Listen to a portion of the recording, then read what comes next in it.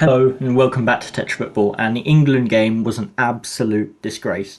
Yes, I'm talking about the refereeing decisions, and to be honest, I'm not actually going to complain about it too much. You basically all just got clickbaited. But yeah, let's talk about the refereeing decisions first. That's going to be a big focus of all the England fans after this game, and England, they should have had one more penalty, I think. There should have been the one on Kane in the first half. That should have been a penalty. There's a shout for another one on Bellingham, although I'm not quite sure about that one. But the one on Kane definitely should have been a penalty.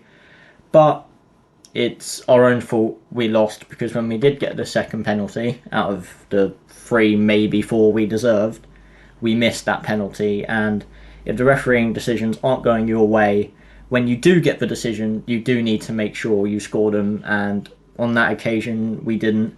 Kane against his club teammate Lloris, I don't think he should have taken the second penalty. They take so many penalties against each other, those two, so they should have switched it up and got someone else to take the penalty. I'm not sure who. Bellingham would have been decent. I mean, weirdly, both Stones and Maguire can take them, but surely someone else in that team could have taken it, because the second time round for that penalty, it was too much of a mental mind game and the pressure was way too high on Kane for that one. And yeah, although England, we definitely didn't get decisions. Like for France's first goal, Saka was definitely fouled earlier on, but that's football. Sometimes the decisions just don't go your way, and you've got to find a way to deal with it, and unfortunately, we did not. And overall, I think the game as a whole, both teams had spells of dominating on and off. It wasn't one team all the way through, or one team first half, one team second half. There were just flows and spells of the game where both teams were dominating, and when England were dominating, that's where they got the penalty shouts and had other chances they should have been scoring. But by the end of the game, after France had actually managed to score from their periods of dominance, England just couldn't find a way to get the ball in the back of the net. There were a couple sort of scuffles near the French goal line in the 6-yard box where we just couldn't turn it in and the French managed to clear it. And other than that, we were slinging crosses into the box, left, right and centre, but they were just too high every time, or just too close to Lloris, who came out and collected them every single time, which props to him for doing that, because it was very good goalkeeping for him. And Lloris did make a couple of very good saves that game as well, which I'm not very happy about, because he's Lloris and he plays for Tottenham, and who actually likes Tottenham? I've just offended all Tottenham fans, and I apologise. But yeah, Lloris, it's just annoying that he had to save those, because there were some very good saves in there.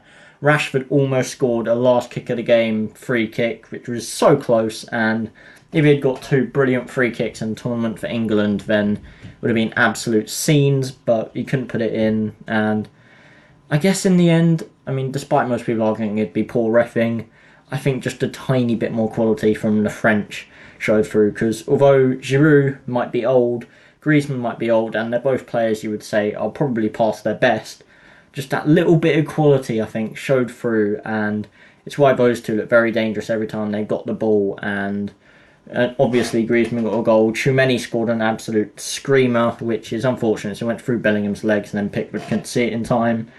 And speaking of Pickford, he didn't have a bad game. We conceded 2, but he made one very good save against Giroud when he was left completely unmarked. Another one against Rabiot where he was also completely unmarked. So I think England's defending maybe wasn't as good as it could have been as well.